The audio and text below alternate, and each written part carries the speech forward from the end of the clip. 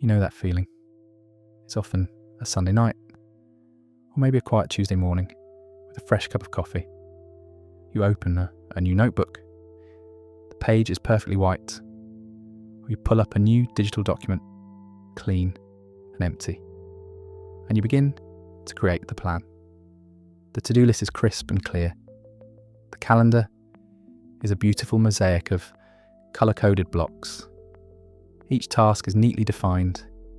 Each goal feels suddenly achievable, just by virtue of being written down. There's a quiet hum of satisfaction in your chest. It feels like progress. It feels like you've already done something important, something real. Hold on to that feeling for a moment, because it's real. It's a genuine chemical reaction happening inside you. But it's also the most beautiful, most comfortable trap you will ever set for yourself. It is a golden cage whose bars are made of your own best intentions. We think the plan is the first step toward action. But for so many of us, the plan becomes a substitute for action. It's a destination in itself.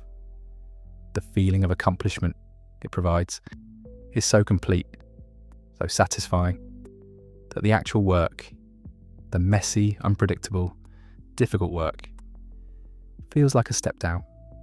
You've already summited the mountain in your mind. So the thought of actually putting on your boots and starting the climb feels redundant. Here's the hidden mechanism at play. One of the fundamental rules of how our inner world is set up. Your body, your brain, isn't really designed to tell the difference between a vividly imagined success and an actual one. When you create that perfect, detailed plan, when you visualize the outcome, you are rewarded with a little burst of dopamine. It's the brain's way of saying, "Good job, this is the right path." It's a reward for the promise of action, not the action itself. Think of it like this. It's like getting the full satisfaction and nutritional value of a meal just by reading the menu. You read about the delicious, nourishing dinner, and your body says, "Wonderful, we've eaten." Then you're left with no appetite for the real food. You're full on the idea of dinner, and so the plan, that beautiful menu, gets filed away. We tell ourselves we'll start tomorrow when we're hungry again. But tomorrow we just write a new, even more perfect menu. This is a state I call high functioning stagnation. It looks and feels like productivity. You're busy planning, organising, researching, refining, but you're just spinning your wheels in the mud, polishing the hubcaps while the car sinks deeper. It's not a personal flaw. It's not about being lazy or undisciplined. It's about being caught in a loop, a way of being that the modern world accidentally encourages. We have more tools for planning than ever before, more ways to organise our thoughts into perfect little boxes. But these tools can amplify the trap, making our cages more intricate and harder to see. We become master architects of prisons we don't even know we're living in. And this brings us to the great paradox. The more detailed and perfect your plan is, the less likely you are to ever act on it. Why? Because a perfect plan belongs to a perfect imaginary world. A world where things go exactly as expected, where there are no interruptions, no unexpected problems, no moments of self-doubt. Reality is not that world. Reality is messy, chaotic, and gloriously unpredictable. It doesn't follow your outline. It pushes back, it challenges you, it forces you to improvise. And perfectionism isn't a quest for high standards. It's a deep-seated fear of engaging with that messy reality. It's the mind's most clever delay tactic. Every time you go back to tweak the plan one more time, to add another layer of detail, what you're really doing is saying, I'm not ready to face the real world yet. I want to stay here in my safe, predictable world of ideas just a little longer. In this world, you are in complete control. Nothing can go wrong, but nothing can go right either. Nothing happens at all. The plan is a blueprint for a house that never gets built. It might be the most brilliant blueprint in the world, but it will never keep you warm or give you shelter. It's just paper and ink, a ghost of a possibility. The tragedy is that we fall in love with the blueprint instead of the messy, imperfect, but very real process of building the house, brick by brick. We are standing on a threshold right now, a time where the old ways of living by abstract principles are giving way to a new way of living through direct engagement. The world isn't asking for more perfect plans, it's asking for your participation, your imperfect action, your willingness to step into the arena and see what happens. It's asking you to have a real conversation with life, not just write letters to it that you never sent. By the way, our shared space of light and awareness is on its way to 100,000 people.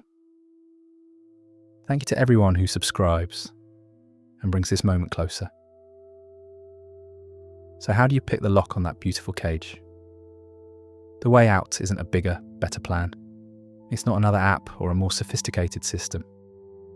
The way out is an experiment, a very simple, timed experiment in what it feels like to be in conversation with reality. We're going to call it the 24-hour action challenge. And it's so simple, your mind will try to tell you it's not enough. Don't listen. Here's the entire instruction set. Pick one task from your magnificent list. Just one, the one that's been sitting there the longest, gathering dust. Now set a timer for 2 hours. Not a day, not a week. 2 hours. Within those 2 hours, your only goal is to create what we will call a dirty first version. A dirty first version is not the finished product. It's not even a good product. It's just a real one. If you're a writer, it's 3 messy pages of dialogue where the characters sound wrong. If you're a designer, it's a clumsy sketch on a napkin. If you're starting a business, it's one awkward phone call to a potential client. The point isn't to succeed. The point is to make the idea real, to pull it out of the perfect, sterile world of your mind and place it into the messy, fertile soil of the world. An idea inside your head is a monologue. You can perfect it forever, but you're only ever talking to yourself. A dirty first version is the beginning of a dialogue. The moment it exists, reality can start talking back. The messy pages show you where the story really wants to go. The clumsy sketch shows you a proportion you missed. The awkward phone call gives you one piece of feedback that changes everything. You have initiated a conversation. You have created something that the universe can now interact with. This is not a productivity trick. This is a fundamental shift in how you engage with life. And something incredible happens when you do this. Your identity begins to change. For years, you have been rehearsing the role of the planner. It's a safe role. But when you create that first dirty version, you have your first real experience of being the executor. You stop seeing yourself as someone who thinks about doing things and start experiencing yourself in your body as someone who does things. This changes the signal you send out into the great web of connections. Reality, the architecture of how things work, doesn't respond to your intentions. It doesn't read your to-do lists. It responds to what you actually do. An imperfect action creates ripples. It bumps into people It generates unexpected opportunities, it creates feedback. A perfect plan sitting in your notebook is a silent stone at the bottom of a pond. It's heavy with potential, but it creates no motion. You've been trying to move the water by thinking about it. The challenge is to just drop a small, imperfect pebble in and watch the ripples spread. This means we have to completely redefine what success looks like. The old metric was the quality and elegance of the plan. The new metric is brutally simple. How many dirty first versions did you create this week? How many real conversations with reality did you start? It's not about hustling yourself into the ground. In fact, it's the opposite. The constant planning is what's exhausting. It's a state of permanent tension, of holding your breath, waiting for the perfect moment to start. Action is a release. It's an exhale.